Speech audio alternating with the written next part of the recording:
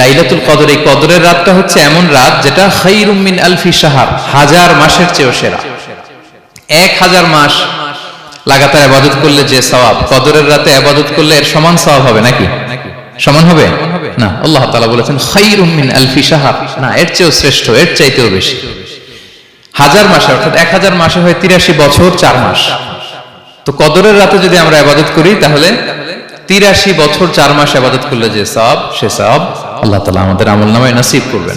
তো আমরা যেন এই কদরের রহমত বরকত থেকে যেন আমরা বঞ্চিত না হই। রাসূলুল্লাহ সাল্লাল্লাহু আলাইহি ওয়াসাল্লাম একবার খুব আফসোস করছিলেন।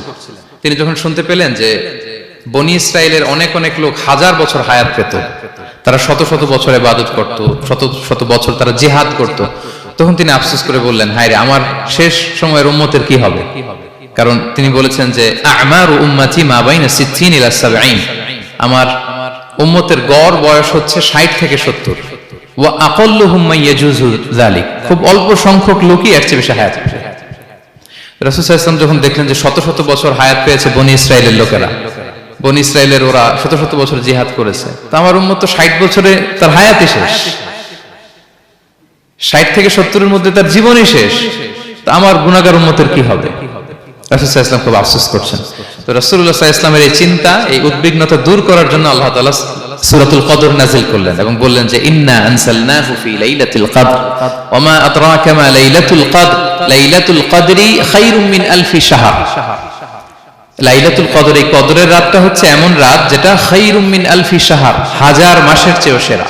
রাসূল সাল্লাল্লাহু আলাইহি ওয়াসাল্লামকে সান্ত্বনা দেওয়ার জন্য যে হে নবী, আপনি চিন্তিত হবেন না, বনি ইসরাইলের অনেক লোক 1000 বছর হায়াত পেয়েছে, শত শত বছর ইবাদত করেছে, জিহাদ করেছে, তারা হায়াত পেয়েছে বেশি কিন্তু তারা কদর পায়নি, আর আপনার উম্মতকে আমি হায়াত দিয়েছি কম কিন্তু তাদেরকে কদর দিয়েছি। সুবহানাল্লাহ বিহামদি, লাইলাতুল কদর দিয়েছি, যে কদরের রাত 1000 মাসের চেয়েও সেরা। তো এই কদরের রাতকে আবার লাইলাতুল মুবারাকাও বলা হয়েছে।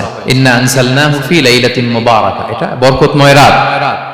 ফিহা ইউফরাকু কুল্লু আমরিন হাকিম, সব বিজ্ঞচিত প্রাজ্ঞচিত বিষয়ের ফয়সালা হয়। এটা বেসিক্যালি একটা বাজেট রাত বলা যায়। এই রাতে আগামী 1 বছরে আমাদের কি ঘটবে না ঘটবে আল্লাহ তাআলা এটার বাজেট করেন, এটাকে রিভাইজ করেন। সো এই রাতটা অনেক গুরুত্বপূর্ণ। তো এই কদরের রাত, এটা কবে? এটা স্পেসিফিক ছিল, মানে সুনির্দিষ্ট ছিল। রাসূল সাল্লাল্লাহু আলাইহি ওয়াসাল্লাম আমাদেরকে জানাতে চেয়েছিলেন কবে, কিন্তু রাসূল সাল্লাল্লাহু আলাইহি ওয়াসাল্লাম জানাতে পারেননি। সহিহ বুখারীতে এসেছে যে রাসূল সাল্লাল্লাহু আলাইহি ওয়াসাল্লাম খারাজান নবী সাল্লাল্লাহু আলাইহি ওয়াসাল্লাম লিয়ুখবিরানা বিলাইলাতিল কদর। উবাদা ইবনে সামিত রাদিয়াল্লাহু তাআলা আনহু বলেন, রাসূল সাল্লাল্লাহু আলাইহি ওয়াসাল্লাম আমাদেরকে জানাতে বের হয়েছিলেন যে কবে কদরের রাতটা। ফাতালাহা রাজুলান মিনাল মুসলিমিন, হঠাৎ মুসলমানদের মধ্যে থেকে দুইজন ঝগড়া লাগলো, তর্ক লাগলো আর কি। রাসূল সাল্লাল্লাহু আলাইহি ওয়াসাল্লাম হঠাৎ করে ওই ঝগড়ার দিকে খেয়াল করলেন, ওইদিকে খেয়াল করে ওই তারিখটার কথা তিনি ভুলে গেলেন। ফারুফিআত, রাসূল সাল্লাল্লাহু আলাইহি ওয়াসাল্লাম বললেন, আমার হৃদয় থেকে, অন্তঃকরণ থেকে এটাকে উঠিয়ে নেওয়া হবে। এখন আমি মনেই করতে পারছি না এটা কি 23 না 25 না 27 না 29, আমি মনে করতে পারছি না। এজন্য রাসূল সাল্লাল্লাহু আলাইহি ওয়াসাল্লাম বলেছেন যে তবে আমি এতটুকু মনে করতে পারছি, ফালতামিসুহা ফিল আশরিল আওয়াখিরি ফিল বিত্রি, রমাদানের শেষ দশকের বেজর রাত্রিগুলোতে তোমরা কদর তালাশ করো। বেজর রাতে যদি তোমরা কদর তালাশ করো তাহলে এই কদর সুনিশ্চিতভাবে তোমরা পাবে। তো এইজন্য স্কলাররা সবসময় বলেন যে লাস্ট 10 days অফ রমাদান খুব গুরুত্বপূর্ণ, সবচেয়ে the cream time of Ramadan. I repeat, এটা রমাদানের একেবারে মাহেন্দ্রক্ষণ। এই 10 দিনের যে কোনো 10 রাতের যে কোনো রাত কদর হয়ে যেতে পারে, বিশেষ করে অড নাইটস গুলো 21, 23, 25, 27 এবং 29, যে কোনো দিন হয়ে যেতে পারে কদর। সো বুদ্ধিমানের কাজ হচ্ছে আমরা যেন রমাদানের শেষ 10 রাতে লাগাতার একইভাবে